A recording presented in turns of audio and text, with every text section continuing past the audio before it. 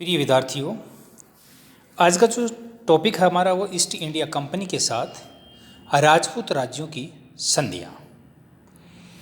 कल हमने पढ़ा था कि राजस्थान के अंदर मराठों ने किस तरह से अपना प्रभाव जमाया, तो उसी तरह से ईस्ट इंडिया कंपनी ने भी राजस्थान में किस तरह से प्रभाव जमाया और इसके हम कुछ कारण थे उनका भी अध्ययन किया था कि मराठों ने किस प्रकार अपना प्रभाव जमाया। उसी तरह से ईस्ट इंडिया कंपनी का राजस्थान के अंदर जो आगमन हुआ उसके भी कुछ कारण थे। पहला बड़ा जो कारण था वो था मराठों द्वारा राजस्थान के राज्यों पर बार बार आक्रमण करना और उस आक्रमण से छुटकारा पाने के लिए राजस्थान के राज्य ईस्ट इंडिया की तरफ मुखातिब हुए। दूसरा कारण था राज्यों के पारस्परिक युद्धों से मुक्ति की चाह। अगर प्रत्येक राज्य ईस्ट इंडिया कंपनी के प्रभाव में रहेगा तो उसकी सुरक्षा का भार भी ईस्ट इंडिया कंपनी पर रहेगा। इसलिए जो पड़ोसी राज्यों का उस पर जो आक्रमण का भय था उससे रक्षा ईस्ट इंडिया कंपनी करेगी। इसलिए अपनी रक्षा के लिए वो ईस्ट इंडिया कंपनी के पास चले गए और यही कारण लगभग राजस्थान में जो मराठा आक्रमण था उसके थे यही कारण और यही ईस्ट इंडिया। दूसरा था सामंतों की उस श्रृंखला को नियंत्रण कर उसे अपने अधीन लाने। कुछ सामंत इतने प्रभावशाली हो जाते हैं जब भी उस रियासत का राजा अयोग्य होता तो वो अपनी मनमानी करने लग जाते और कई बार तो वो रियासत स्वतंत्रता के भी ख्वाब देखने लगती। अगर राजा का पक्ष किसी मजबूत शक्ति के द्वारा लिया जाएगा तो उसका सामंत भी उस श्रृंखल होने का कार्य नहीं करेगा। इसलिए भी अपने सामंतों के भय से भी वो ईस्ट इंडिया की तरफ झुक गए और राज्य के अंदर जो बार बार जो उपद्रव हो रहे थे उस उपद्रवों से वो निपटने में यानी रियासतें असमर्थ थी, इसलिए भी वो ईस्ट इंडिया कंपनी की तरफ चले गए। राजपूत राज्यों ने जो संधियां की उस संधियों से पहले भी राजस्थान के अंदर ईस्ट इंडिया कंपनी या कहें हम अंग्रेज कुछ रियासतों से उसके ताल्लुकात रहे। जैसे 1781 में जोधपुर का शासक था विजय सिंह, उसने ईस्ट इंडिया कंपनी से समझौता करने का एक प्रयास किया था। उसी तरह से 1786 में जोधपुर के ही प्रताप सिंह ने व 1795 में कोटा के शासक ने भी मराठों के विरुद्ध अंग्रेजों से सहायता लेने का प्रयास किया था, लेकिन इस प्रयास में वो असफल रहे। क्यों? क्योंकि इस समय मराठों और ईस्ट इंडिया कंपनी के अंदर भी कुछ संधियां हो रखी थी। उत्तर भारत के अंदर भरतपुर का जो शासक था रणजीत सिंह, उसने 1803 में अंग्रेजों से संधि की थी। वैसे सर्वप्रथम जो संधि है वो करने वाला भरतपुरी था, लेकिन राजपूतों के अधीन जो रहने की जो संधियां की थी उनमें फिर बाद में करौली था। नवंबर 1803 में ही अलवर के शासक बख्तावर सिंह व इसी समय जयपुर के शासक जगत सिंह ने भी अंग्रेजों के साथ संधियां करने का प्रयास किया था। इन संधियों के समय अंग्रेज कंपनी के गवर्नर लॉर्ड वेलेस्ली थे, लेकिन चूंकि 1803 के अंदर ही आंग्ल मराठा युद्ध हुआ था और कुछ शर्तें थी, क्योंकि इन राज्यों पर मराठों का प्रभाव था, इसलिए ईस्ट इंडिया कंपनी ने इन राज्यों से समझौता या संधियां नहीं की, लेकिन कुछ राज्यों के साथ अंग्रेजों की संधियां हुई थी।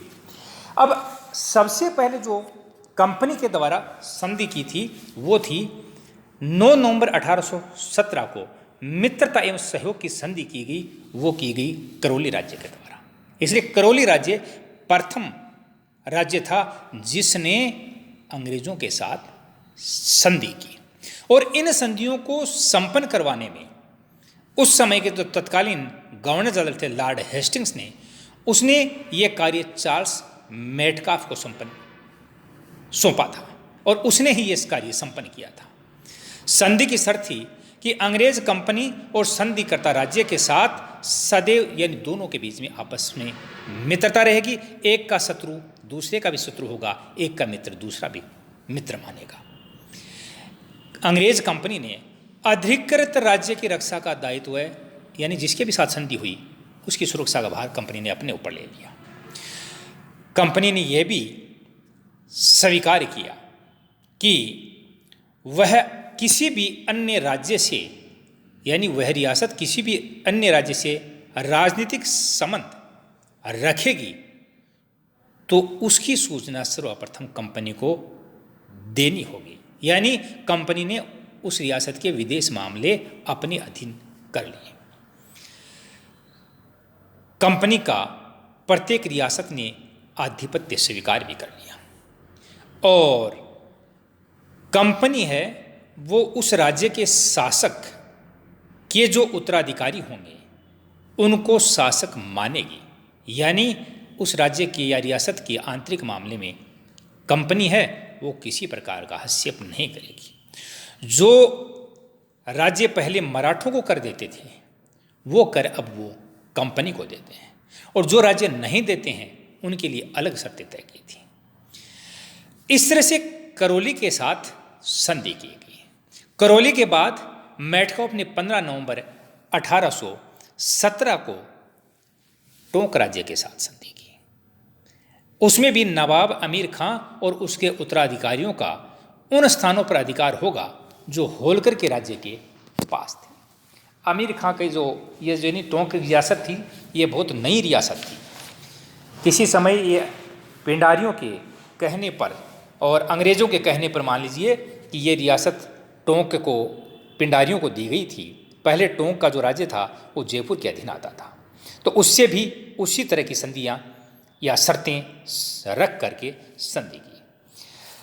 26 दिसंबर 1817 को कोटा राज्य ने मेटकॉफ के साथ संधि की और इस संधि के अंदर जो पहले की जो शर्तें थी वो तमाम शर्तें मानी गई, लेकिन कुछ धाराएं और भी थी कि कोटा के राजा महाराव उमेद सिंह के बाद उसका ज्येष्ठ पुत्र तथा उसके वंशज कोटा के शासक होंगे। लेकिन राज्य की समस्त सत्ता उनका जो मंत्री था झाला जालिम सिंह व उसके बाद जालिम सिंह के वंशजों के पास रहेगी। कोटा के साथ संधि करवाने में जालिम सिंह का ही बड़ा योगदान था और उसने जो ये संधि करवाई उसमें उसने कोटा की प्रशासनिक अधिकार अपने हाथ में ले लिए व अपने वंशजों के लिए सुरक्षित कर दिए। 6 नवंबर 1818 को जोधपुर के महाराजा मानसिंह व अंग्रेज ईस्ट इंडिया कंपनी के बीच में भी संधि हुई और उस संधि में नई बात यह थी कि जोधपुर का जो खिराज जो पहले सिंधिया लेता था वह खिराज अंग्रेज़ों को देगा और खिराज की जो राशि थी, खिराज एक तरह का कर था, 1,08,000 रुपये वार्षिक निर्धारित की और जोधपुर का राज्य कंपनी द्वारा मांगे जाने पर 1500 घुड़सवारों की सहायता भी कंपनी को करेगा। 22 नवंबर 1818 ईस्वी को महाराणा भीम सिंह और अंग्रेज़ों के मध्य भी एक संधि हुई। ये संधि भी लगभग उन्हीं शर्तों के आधार पर हुई जो शर्तें अन्य राज्यों के साथ की गई थी कि उदयपुर का राज्य प्रथम 5 वर्ष तक अपनी आय का 1/4 भाग प्रति वर्ष अंग्रेजी ईस्ट इंडिया कंपनी को खिराज के रूप में देगा। 5 वर्ष बाद में वो प्रति रुपये पर 6 आना वार्षिक खिराज देगा। तो इसलिए जो संधि की शर्तें थी वो लगभग राज्यों के साथ हुई थी, लेकिन उसमें थोड़ा थोड़ा उस राज्य की स्थिति लोकेशन के आधार पर चेंज था। 10 फरवरी 1818 को बूंदी के राजा बिशन सिंह ने पिंडारियों के मराठा आक्रमण व सामंतों के षड्यंत्रों से परेशान होकर अंग्रेज़ों के साथ ये संधि की थी। बूंदी ने 80,000 रुपये वार्षिक खराज देना ईस्ट इंडिया कंपनी को स्वीकार किया। 21 मार्च 1818 ईस्वी को बीकानेर राज्य ने भी कंपनी के साथ इसी तरह की संधि की। बीकानेर राज्य जो पहले मराठा आदि को कोई कर नहीं देता था, इसलिए बीकानेर राज्य अंग्रेज कंपनी को खराज नहीं चुकाएगा, क्योंकि ये मराठों को खराज नहीं देता था, बल्कि कुछ अन्य मांगे और कुछ क्षेत्र उसने खराज के रूप में कंपनी को दे दिया। किशनगढ़ के राज्य ने भी जो छोटी रियासत थी 7 अप्रैल 1818 को उसने भी संधि कर ली। जयपुर के साथ भी 15 अप्रैल 1818 ईस्वी को संधि की, लेकिन कुछ अतिरिक्त शर्तें थी जयपुर के लिए कि जयपुर संधि होने पर प्रथम 6 वर्षों तक जो खराज था वो पहले से निर्धारित था वैसे देगा, लेकिन उसके लिए वो शर्तें, कुछ नियम बना दिए कि पहले वर्ष वह कुछ नहीं देगा, दूसरे वर्ष 4 लाख, तीसरे वर्ष 5 लाख, चौथे वर्ष 6 लाख, पांचवें वर्ष 7 लाख, छठे वर्ष 8 लाख और इसके बाद प्रत्येक वर्ष 8 लाख रुपए खराज के रूप में देगा। तो ये कुछ अतिरिक्त शर्तें थी। जैसलमेर ने भी 2 जनवरी 1819 को गवर्नर जनरल से अपनी संधि की जो स्वीकृतें थी वो भेज दी और उसको भी खिराज देने से मुक्त रखा, क्योंकि वो भी कोई मराठों को खिराज नहीं देते थे। प्रतापगढ़ राज्य के साथ भी 5 अक्टूबर 1818 ईस्वी को संधि हुई। इसी तरह डूंगरपुर राज्य ने भी संधि कर ली, बांसवाड़ा ने भी संधि कर ली। 1818 ईस्वी के अंत तक सभी राजपूत राज्य की जो रियासतें थी उन्होंने संधि कर ली थी। केवल एक रियासत बची थी, सिरोही। सिरोही के महाराव शिव सिंह ने 11 सितंबर 1823 को अंग्रेजों से संधि कर ली और संधि की शर्तों के अनुसार अंग्रेज कंपनी सिरोही रियासत को अन्य रियासतों के समान ही अपने संरक्षण में रखेगी, उसी तरह से आधिपत्य रहेगा। राव शिव सिंह अपने राव साहब और अनेक उनके उत्तराधिकारियों की ओर से अंग्रेजों का संरक्षण स्वीकार करेंगे, लेकिन वही शर्तें थी जो दूसरों के साथ, दूसरे रियासतों के साथ की, वही रियासतें जो संधि स्वीकार कर रही थी उसी तरह की सिरोही ने भी स्वीकार की। लेकिन एक बात और दिक्कत आई कि जब कोटा की संधि हुई थी तब वहाँ पर प्रशासनिक अधिकार झाला जालिम सिंह को दे दिए थे और शासक महाराव को मान लिया था। लेकिन धीरे धीरे दोनों के बीच में, यानी शासक व मंत्री के बीच में समस्या बढ़ने लगी। इसलिए 1818 की जो संधि थी उस संधि को कुछ उसमें संशोधन किया गया। 10 अप्रैल 1838 को मदन सिंह के साथ ईस्ट इंडिया कंपनी ने संधि कर दी और इस संधि के तहत जो फरवरी 1818 की संधि की पूर्व शर्तें थी वो खारिज कर दी और कोटा के राज्य है उसको भी 2 भागों में विभक्त कर दिया। एक झालावाड़ रियासत जो झाला जालिम सिंह के अधीन रहेगी और दूसरी महाराव राम सिंह के अधीन जो कोटा की रियासत रहेगी। इसलिए राजस्थान की तमाम जो रियासतें थी उनमें सबसे जो नई रियासत थी वो झालावाड़ रियासत थी। इसलिए कोटा रियासत के बीच जो मंत्री और उसके शासक के बीच में जो झगड़ा था वो समाप्त हो गया। अब कोटा के अंदर महाराव सर्वेसर्वा होगा और झालावाड़ में मदन सिंह सर्वेसर्वा होगा। 1818 ईस्वी में जो राजपूत राज्यों के साथ जो संधियां की गई उन संधियों के अंदर लगभग शर्तें समान थी, लेकिन एक बात कॉमन थी कि तमाम ये जो रियासतें थी ये रियासतें अब मराठों के नियंत्रण से मुक्त होकर ईस्ट इंडिया कंपनी के नियंत्रण में आ गई, लेकिन उनकी स्थिति पर कोई फर्क नहीं पड़ा। जैसे शोषण उनका मराठे कर रहे थे वैसे ही ईस्ट इंडिया कंपनी के द्वारा किया जाने लगा। 1818 की जो संधि थी उनकी सामान्य शर्तें अगर बात करें तो वो इस तरह की थी कि अंग्रेज कंपनी और संधिकर्ता राज्य में सदैव मित्रता रहेगी। एक का शत्रु दूसरे का शत्रु, एक का मित्र दूसरे का शत्रु, ये सब की कॉमन धारा थी। दूसरी कॉमन धारा यह थी कि कंपनी संधिकर्ता राज्य की बाह्य आक्रमणों से सुरक्षा करेगी और आंतरिक उपद्रव होगा तो भी उसे दबाने में सहयोग करेगी। तीसरी बात यह थी कि संधिकर्ता जो राज्य है वो कंपनी की सर्वोच्चता मानेगा और उसके अधीन सभी बातों को स्वीकार करेगा।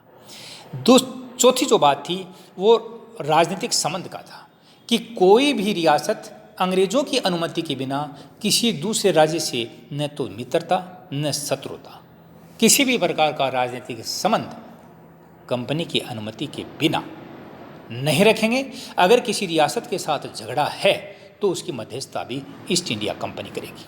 संधिकर्ता राज्य के आंतरिक मामलों में कंपनी कोई हस्तक्षेप नहीं करेगी। यह धारा जरूर थी, लेकिन कंपनी के आंतरिक मामलों में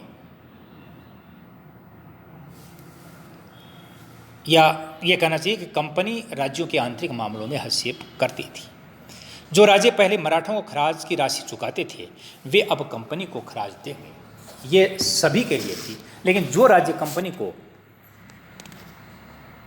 खराज नहीं दे रहे थे, यानी जो पहले मराठों को नहीं दे रहे थे, उनको खराज तो नहीं दिया गया, लेकिन अन्य सुविधाएं कंपनी उनसे प्राप्त करती थी, जैसे युद्ध के समय सैनिक सहायता लेना, उन राज्यों से समय समय पर भेंट आदि लेना, उनके आंतरिक मामलों में किसी प्रकार का हस्तक्षेप करके बड़ी मात्रा में घूस लेना आदि काम वो करते थे। धीरे धीरे कंपनी ने एक और स्रोत ढूंढा कि राजस्थान के अनेक राज्यों में नमक होता था, अफीम होता था, इनका निर्यात देश और विदेश में भी होता था। धीरे धीरे इन राज्यों से, इन रियासतों से कंपनी ने नमक और अफीम के व्यापार पर भी अपना नियंत्रण स्थापित कर लिया। इस तरह से राजस्थान के राज्य जो मराठों के चंगुल से तो निकल गए, लेकिन ईस्ट इंडिया कंपनी के चंगुल में इस तरह के फंसे कि तमाम शासक हैं वो कंगाल हो गए। अब वो निठल्ले हो गए, न तो उसने अपनी प्रजा का ध्यान रखा, न अपनी सेना का ध्यान रखा। वो केवल जनता से राजस्व इकट्ठा करते, जितना कंपनी का बनता वो कंपनी को दे देते और बाकी सारा ऐश और आराम पर उनका पैसा खर्च होता था। इसलिए जनता की हालत इसमें खराब हुई।